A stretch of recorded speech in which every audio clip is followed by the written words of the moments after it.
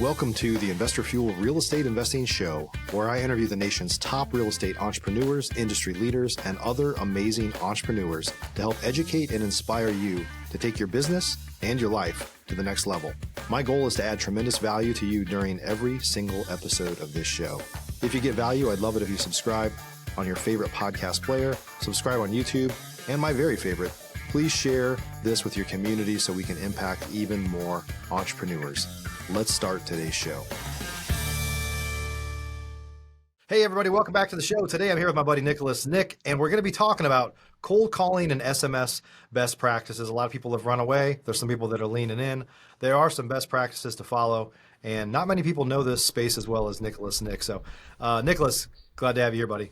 Yeah, man. I'm so glad to be here, Mike. Thank you so much for the invite. I always enjoy talking. Obviously, I own a lead gen company. You own a lead gen company. Yeah. Totally different channels. And we kind of geek out a little bit. We get together and start talking about lead gen. And next thing you know, nobody can we're speaking our own language. We're like speaking in tongues or something. Yeah.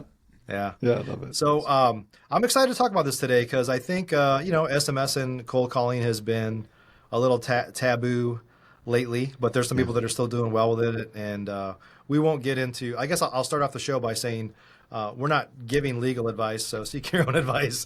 Today we have some sort of disclaimer here. But we won't talk much about the legal side of that because neither one of us are attorneys or experts. But before we jump in, you were not always a lead mining pro. So tell us about your backstory a little bit. Yeah. Well, my backstory really set up my front story, right? So it's like, I always say all the time, and we're all like this, right? Everyone who's super successful, when you look into their past, it's like, I call them Bible stories, right? And it's because you see from birth that we were destined to become whatever we are. That's one thing, when you're in the story, it feels like it hurts. You feel like you're not going anywhere. But when you finally get to where you're going and you look back, you're like, oh, that's why that happened. Oh, that's why this happened. And something that's really unique about me is I didn't start, I'm not born into entrepreneurship. My parents don't own real estate. They never owned a business before. Yeah.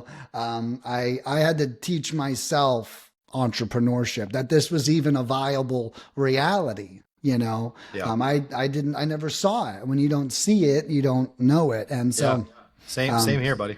Yeah. And right. And I love that path.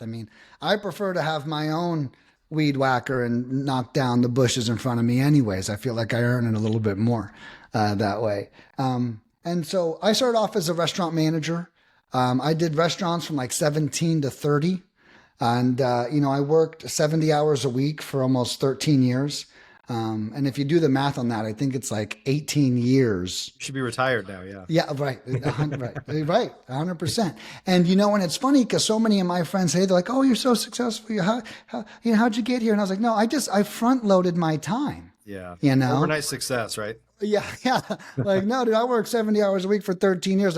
And then when they hear my story, they're like, oh, no wonder. It's I almost put myself into a military style environment. So I was a student of mastery, right? I didn't care, honestly, in my restaurant days, how I looked, what I looked like, my weight, anything, right? And I couldn't give 70 hours to a career and still go home and care about other aspects of life. So, I wore glasses, my head just stayed shaved because that was easy to maintain, and all I cared about was being the best damn restaurant manager in the world. And driving back and forth to work every day, I would listen to audiobooks. Started with Gary V, then it went to 7 Habits of Highly Effective People, which is my highest recommended book of all time.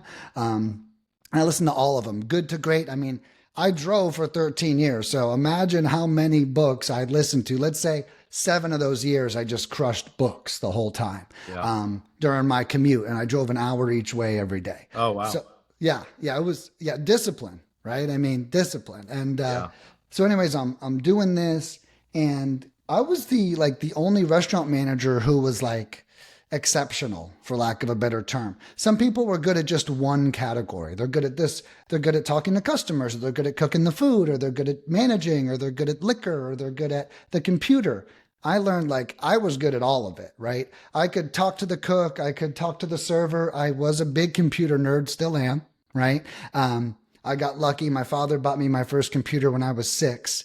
And I'm so old that it was like one of the first computers like ever invented. Dude, tell me what kind of computer it was. Yeah, so it was a Macintosh Apple IIe. Okay. Is what it was called. It literally had 16 hertz of speed, not megahertz. Okay, not gigahertz, just hertz. Okay, it's true story. And I played the original Wolfenstein and Doom. Big nerd, my whole life. And again, that also served me. So now I'm in this field with, restaurants are very blue collar. Right? Right. These people do not know how to use a computer. None of my peers knew how to use a spreadsheet, knew how to change cells or even do math, right? They just knew restaurants. So anyways, I realized I was exceptional. And then one day I come into work and they transferred me to a new location. And it was in my hometown. True story. I finally didn't have to drive 2 hours a day commuting.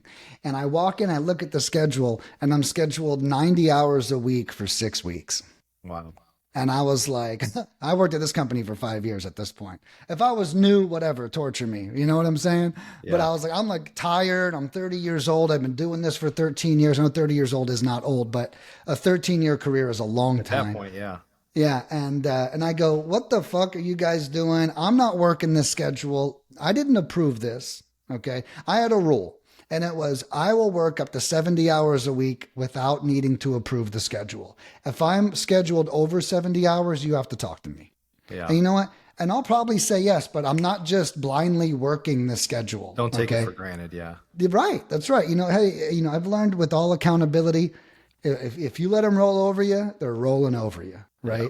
And I would still say yes, but you're going to have a talk with me first. Anyway, so I come into work. I'm not working this. This is crazy.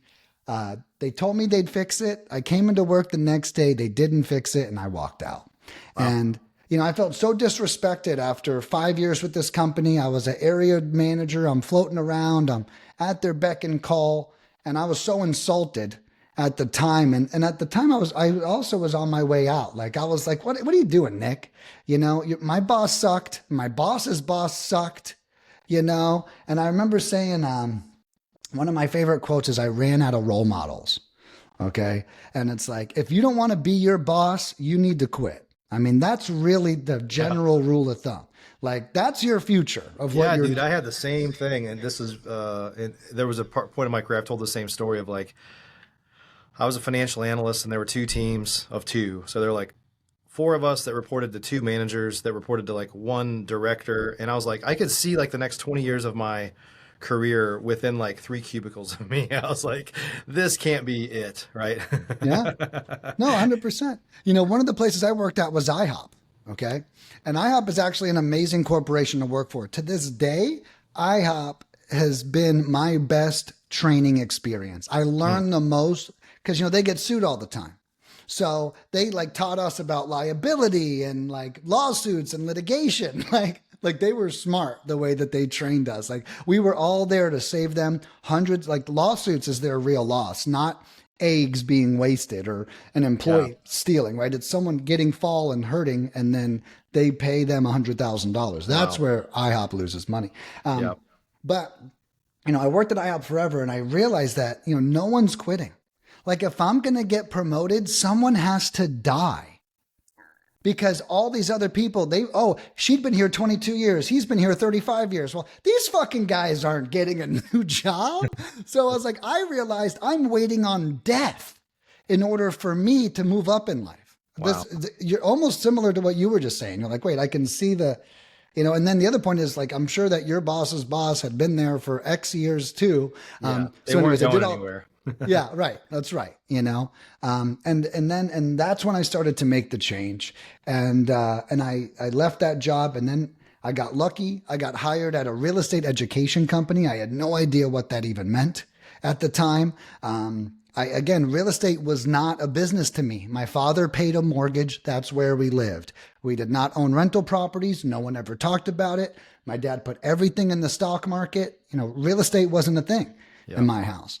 And so after working there for 10 months, my leadership skills from my restaurant days, I ended up becoming an executive. I became the director of fulfillment at this education company within 10 months. And again, I wasn't a real estate expert. I was a system processes and service expert. Okay. And so I ended up working with the mentors and refining their process and dealing with the students. Now every complaint's coming to me. Right. And I'm new, but that's perfect. That's great training. Right.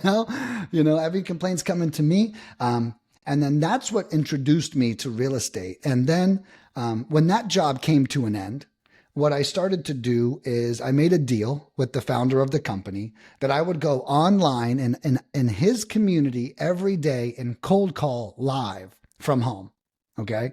So he let me work from home. He cut my pay. And this is like 2016. This is before anybody was working from home. Right. So let me work from home. They cut my pay.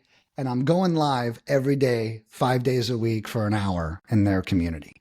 And I'm cold calling. I did this for 3 months.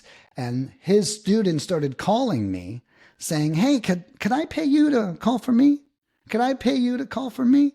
And before I knew it, I had 5 clients. I'm making $1,000 a week. I'm working 2.5 hours a day. I'm doing all the cold calls myself.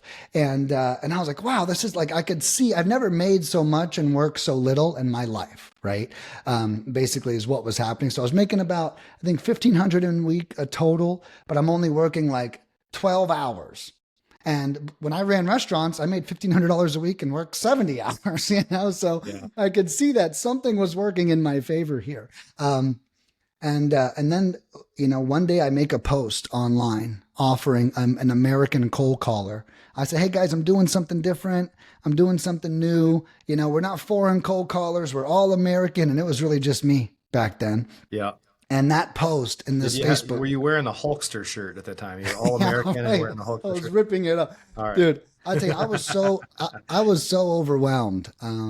But that's what happened. So I make the post and it goes viral. Over 300 people commented on it that they wanted more information. It had 500 likes. Like it went totally viral.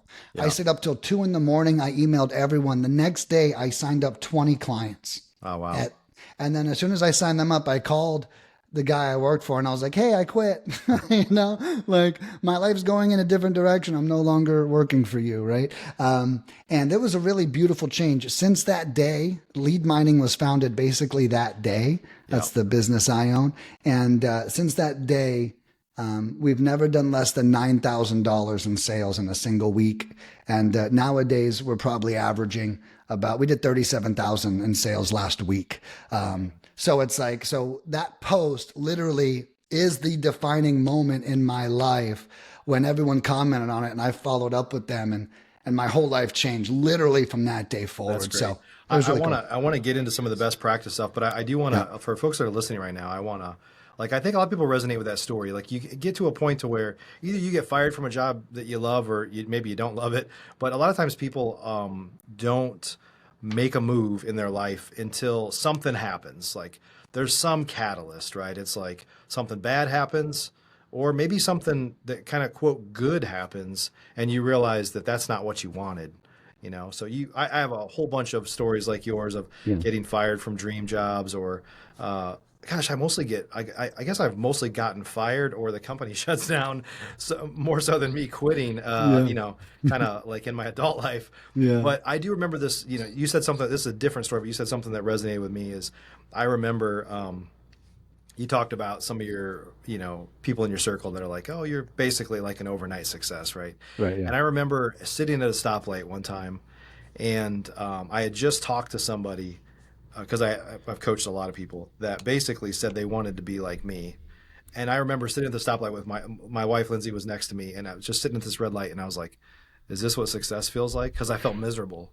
Because we were just working our asses off, right? Yeah. And it just felt like, whatever success people think, we never I never lie about anything. But there's this like outside view, people like looking in, seeing that what they think is success. And you're like, man, I'm not feeling it right now. Right. I mean, 100%. And it could have been financial success, like on some level, but not as good as what anybody thinks, but also just like, man, I am working like a dog. Like this isn't what I signed up for. And so anybody listening to this, wherever you're at, like you don't have to wait till things hit rock bottom or you're backed into a corner, or have a health issue or any of those things to change. Like the key is, that's one of the reasons I do the podcast is I want people to hear other people's stories and be able to climb the learning curve faster than what they could do on their own. Like learn from others' mistakes. Don't wait until you make that mistake, you know? Yeah.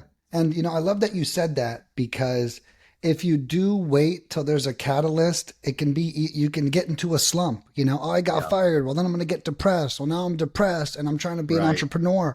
And it's like, if you can actually pull the reins up right before you crash, there's no crash. You can kind of use that momentum. I think I've always been very good about that. With my story was when I was a restaurant manager, I wanted to be an executive. Then I became an executive and it still sucked. Like I was like, I thought this was my dream job, like to lead people and wear suits every day and not have to sweat over a grill, right?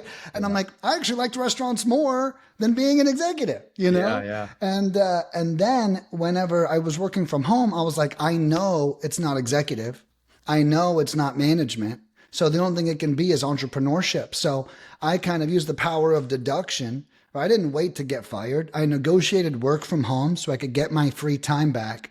Then I used that free time and I parlayed it into entrepreneurship, right? Accidentally. And I think it's cool that you extracted that from the story that, I didn't hit a low. A lot of people are reactive to their situation and they're not proactive. They just like wait for something to happen. And then it's harder to shift. If you're like proactive about it, you have some say in it. If you're reactive, you're usually operating from a place of like pain, Right. Yeah. And I'll tell you, it's way harder, it's way harder to pull up. And, just to update everyone as well, because I know we're about to talk about SMS and texting. To this day, my company, we've been open for 8 years now. We do on average 50,000 dials a week and 50,000 text messages per week. So what we're about to get into today, what makes me an expert in calling and texting is like we're doing it at a high volume for hundreds, if not thousands of different investors at a time. So, as we get into, the next segment, right? It's like, and the cool thing about me is I built my company brick by brick. I didn't outsource anything. I didn't hire a team and say, I don't know what's going on over there. I created all the systems. I created all the processes. I'm in there troubleshooting and editing scripts and working with the employees like day in and day out. So, I'm not just the CEO that's like removed. I'm actually like, just like in the restaurants, my sleeves are rolled up. I'm like cooking burgers with my team, Yeah. So let's jump in. Let's just jump in because we spent probably a lot of time talking about our backgrounds, which that was a great story. I appreciate us having that conversation. So let's jump into this stuff. So let's share some kind of modern day, like right now, best practices. Let's start with SMS. Like what are kind of best practices that you're seeing right now in 2025? Okay, so a couple things. I'll just rattle them off. One thing we've learned is an out of area number on SMS actually helps you more. A lot of people think a local number helps them more. The difference is a local number helps you when the phone's ringing. Because everyone knows an outside number. If I don't know anyone in Pennsylvania, I don't know this guy, right? Now, to SMS, you don't see where that area code's from. You just see the number you don't recognize. When you get a call, it literally says San Diego, California, like underneath it, right? So they know I don't know anyone in San Diego. On the text, we just see digits. So the out-of-state information actually builds curiosity. Like, what's this person texting me about? So first, low-hanging fruit. I'm texting from an out-of-state number. I'm not saying it works everywhere, but split test it, okay? Cold calling, definitely in local number, okay? I don't want anyone to confuse that, but SMS specifically, it can be an outside number. Number two is be extremely direct. Okay. Like don't, some people send me their scripts. Hey, I was wondering if you have any financial distress and are interested. What are we talking about? It's like, people, first things there, no one likes to feel targeted. Okay. If that person is experiencing, you just piss them off. Don't believe me? Walk up to your wife and tell her she doesn't look good in that dress, right? I mean, it's like, it's not going to go over good. Okay. So starting a conversation with some of these things, well, I only want the hottest, most distressed leads. Yeah. Well, that comes from you working the lead. There's no script that you can say to a seller on the first conversation that's going to crack this super hot lead wide open, right? And I think that's the first thing people So what do you start off with an SMS? Because I'm sure I'm like everybody. I get a ton of junk SMS like every day, all day. Yeah. And sometimes it's like, is this Mike? Question mark. Or how are you doing? Question mark. And that's it. I'm like, so stupid. Stop, opt out. Yeah. So stupid. How are you doing? Or are you still trying to sell the property at this address? Like they're super direct, and I'm just like, no, I'm not looking to sell. Well, that's right. And just so you know, that's the move. So what we say is, hey, this is Amy. Okay, we picked the shortest name that we could find. That sounds very American. And it's personalized, right? It's not like it feels like it's personalized. It's right. That's right. Hey, this is Amy. That's right. And all of our text messages are Amy. Right now, because we do have a character restriction. You could do 160 characters before they charge you again. Okay, so we do that on purpose. So Amy is the name, very American, very soft and gentle sounding, and it's a woman. I was following up about the property at 123 Sycamore Street. Have you ever considered selling before? That's it. Yeah. And again, we're not trying to get into this weird debate of where they're at mentally. And it's like, we're just, yes, no, $400,000, 200,000. Like those are the responses we get. Then we hit them back with 2 text messages, with 2 other questions. Now they're going to ghost you quick as shit. Okay. So first of all, as soon as they say yes, we call it a lead. Now we do ask additional questions. So the first text says, what's the condition and what price do you have in mind? Okay. So that's the first one. Then if they answer that, we follow up with another text that says, what's your timeline and why do you want to sell? Then if they answer that, we say, great. My partner or my acquisition manager, it's what you guys would probably put, will be reaching out in the next 24 hours, blah, blah, blah. So that's our segmented script. And you're a service for people. So that's why if it was somebody doing this themselves, they would probably move it to a call or try to schedule an appointment. I would say, what I recommend doing is have as much as the conversation as you can. In that channel, as much as they'll let you. And then as soon as they ignore you for 24 hours, you call them. Yeah. So that's exactly what we do. So if people ghost us after 24 hours, we just send the lead to the client. As long as they've indicated yes, we just do that. Yeah. Okay. So that's our strategy, and it works extremely well. And then, we'll touch one more thing on a lot of, texting leads are the ugliest lead you're ever going to find, right? Hands down. It's the cheapest lead you're ever going to find either, though. So, you have to discern what that is. So another strategy I teach all my clients is every lead's worth 2 to 5 minutes of your time. Yeah, but Nick, they said they wanted $1 million. Yeah, well, fucking call them.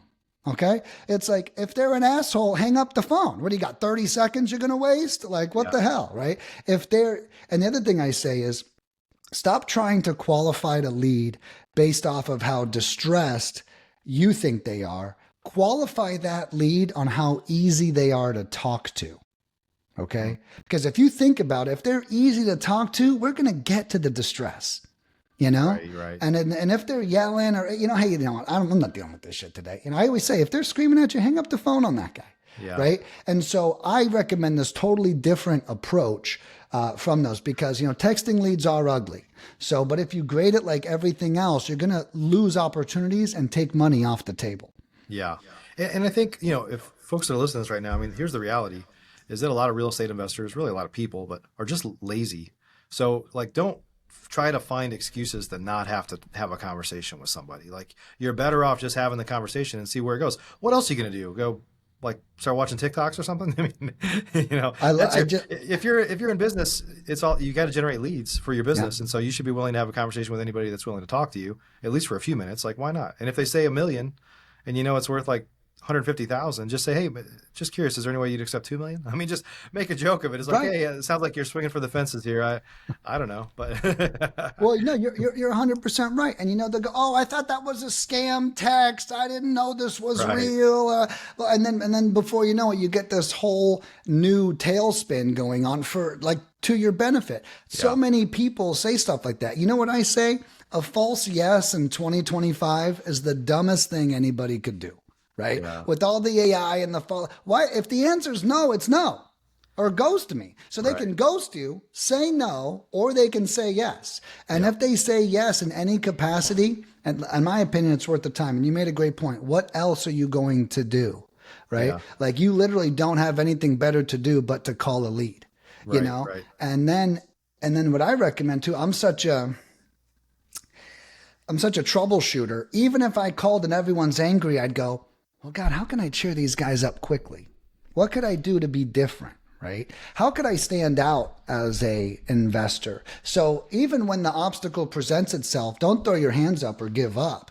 You know, really brainstorm and try new things. You know, when I was my first cold caller, I'll give everyone a cool tip when you're doing this stuff. When I was cold calling myself for those 3 to 5 months, I made a rule, and I never said anything the same way more than 5 times. I always changed a word after the 5th time I said it. Then I start split testing everything. And now I'm realizing, oh shit, like if I say it this way, like it's crazy. You say it this way. So I'll give everyone one sentence real quick. Okay. When someone says that they're not interested, this is the best sentence in the world to give. I'm not interested. Okay. Well, look, you know, would you maybe mind taking down my direct phone number? And if anything ever changes, just giving me a call when that happens, right? So I learned when I said maybe mind, I'm almost confusing. Yeah, I mind. No, I don't mind. Yeah, I'll do it. No, I won't. Like no matter what, they're kind of saying yes, right? And I really disarm them. And when I use that line, I got 50% of people that were about to hang up the phone, taking my phone number down. And it's like, I always said, that's the next best thing you could do to getting off the phone is making sure they have your phone number in case something ever changes. Yeah, and so it's like, that's something I chiseled out by using the like 5 different way process. So I know there's a lot of similarities. What about kind of best practices on the cold calling side? Maybe some of it you just covered there, but anything that we didn't cover there? Well, yeah, I mean, they are, just so you know, and you're right, they are super similar, right? I think the main thing is really consistency. Following our script intros the same way. Hi, I'm looking for the owner of 123 Sycamore Street. Yeah, that's me. Oh, great. Well, my name's Nicholas, and I was wondering if you've ever considered selling before. Now, the trick there is to like speak slowly, okay? Because the American culture is to just say no or hang up the phone. If you give them time to think about what you're actually saying. So the next thing I'll give you is we do 3 rebuttals. Okay. No, I haven't answered. Okay. Do you think in the next 3 to 6 months, anything might change? You'd be surprised how many people go, yeah, actually we actually get a lot of our leads off that one question. Wow. Okay. And do you have any other properties for sale? And do you know anyone else who is considering selling? We hit a no with those 3 questions every time. And I think that is also by the time you get down, they're like, wait, what are we talking about again? Right? Because they're just autopiloting. So what you're actually doing is you're giving them an opportunity to think about what you're saying. So I think that is one of the biggest cold calling tips I could give, because that's all in the first 30 seconds and you really give them time to see if they want to sell. Yeah, that's great. Well, let's jump into kind of, obviously you're a service provider. Investor Machine is a service provider as well for on the lead gen side, or direct mail and data, right? And so a lot of folks, you know, this is one of the things that I say when people are new or newer in their real estate business, like, and you got to hustle, you got to work hard, you know, you got to use some of your own sweat equity sometimes, right? But once you start to scale your business up, the reality is you shouldn't be trying to compete with guys like us or trying to even run a marketing company.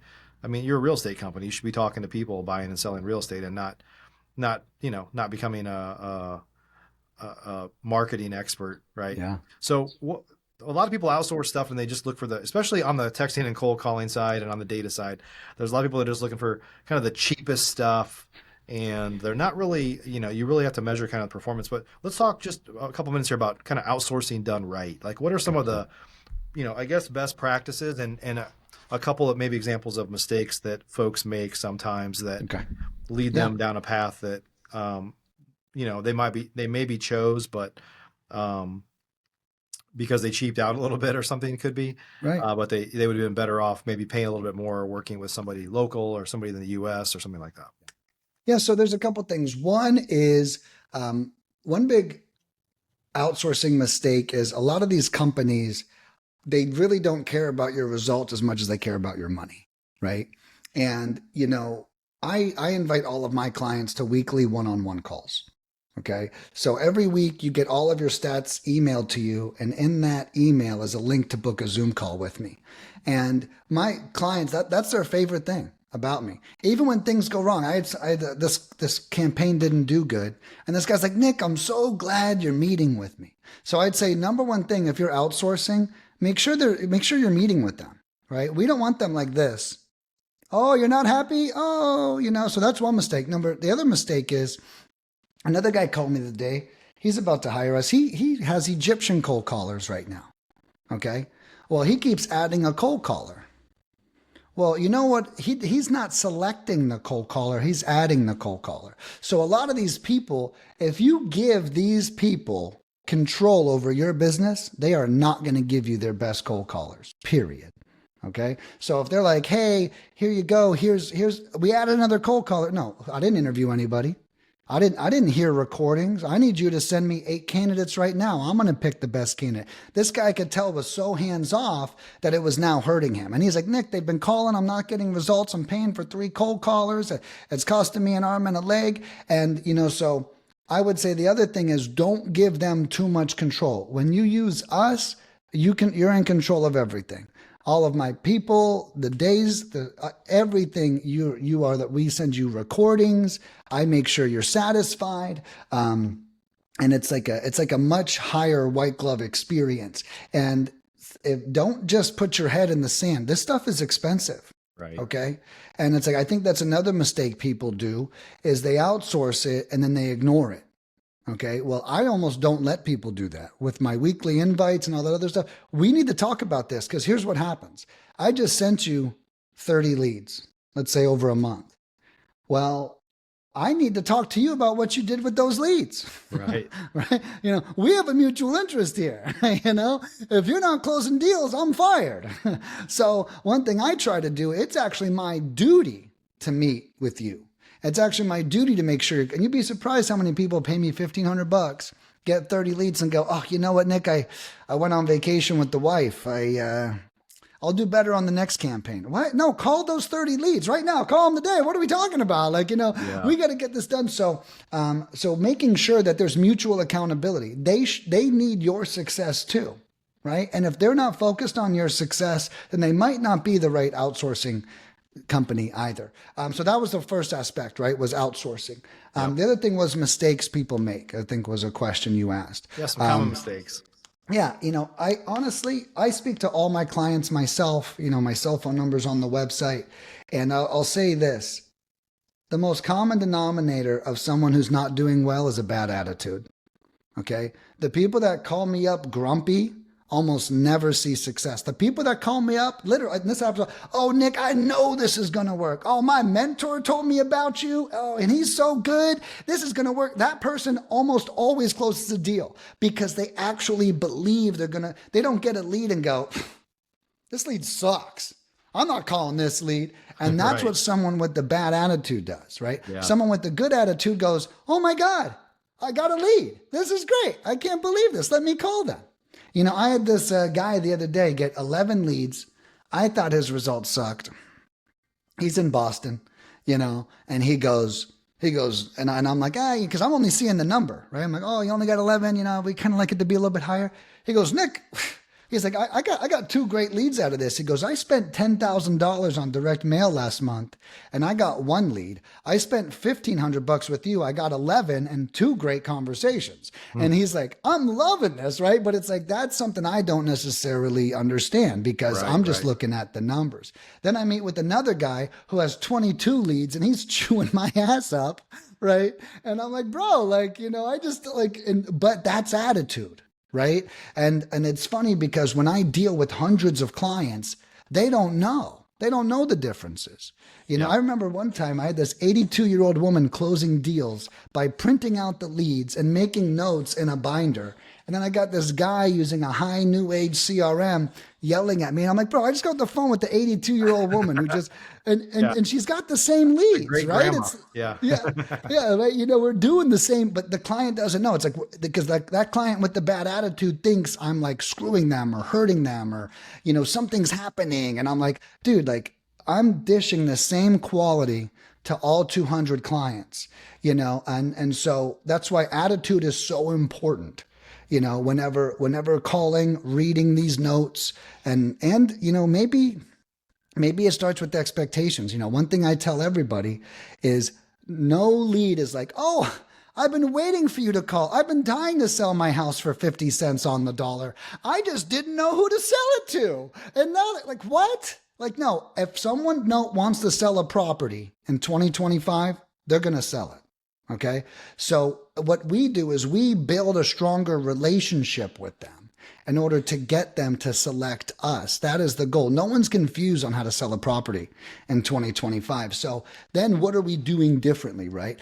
So anyways, expectations, attitude, all that really adds up. And that, I would say that is the most common mistake outside of just not calling the lead in general. You got that stuff is gold, as you know. You got to get all over them. Yeah. And by the way, if you can't do it, then find somebody else in your team that will. Yeah, right. And look, I respect that. You know, there's certain things I think acquisitions is the most important part of everyone's business. I recommend all clients, even if they want to outsource it, I say you need to have the first 20 conversations first. So when you outsource it, you know what you need them to say. I was like, you don't, and that goes back to the outsourcing question, right? It's like, we need to outline it ourselves. If you want to hire an acquisition manager, it can't be like, hey, knock yourself out. It's like, hey, here's your script, make it better only, right? Don't change it. Don't make it worse.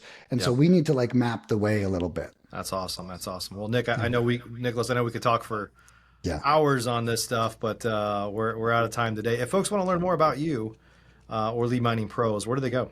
Yeah, leadminingpros.com is a great choice. That is pros with an S.com. My cell phone number is at the top of the website. There's a place to book a call and there's free courses there. And, you know, if you look me up on Facebook, you know, I'm a hoot on Facebook. I've got like over 13,000 followers. I make all kinds of crazy posts, whether it's business or personal or pleasure. So yeah, feel free to give me a follow anywhere you see me. And I'm super available, whether it's by phone or Facebook Messenger or whatever it is. You'll find I'm all over the communications aspect. Yeah, awesome. Fantastic. So thanks again for sharing your story with us and some insights on kind of what's working now with SMS and cold calling. Appreciate it. Yeah, no, my pleasure, man. Thank you, Mike. Yeah, everybody, hope you got some good value from today. I think a couple lessons here, a couple takeaways are, you know, make sure that you're proactive in your goals. Like you're not just letting life happen to you and then having to react from it. And then I think also make sure you're working with professionals on the lead gen side. Like there's nothing more important to your business than lead generation. So don't leave that to chance. Make sure you're working with people that come highly recommended, have been doing this for a long time, and really care about your results ultimately. So hope you got some good value from today. We'll see you guys on the next show. Hey, guys. Thanks for joining us for today's show. You can learn more about the amazing benefits of the Investor Fuel Mastermind community, including surrounding yourself with hundreds of other rock stars, 100% financing on your deals, and members-only discounts from vendors you're likely already using that, as a member of Investor Fuel, will save you more than the cost of your membership. Visit investorfuel.com to learn more. You can also check out the show's notes for access to free resources, how to get access to world-class lead generation, and even how to work with me directly one-on-one. Don't forget to subscribe so you never miss another episode. See you on the next show.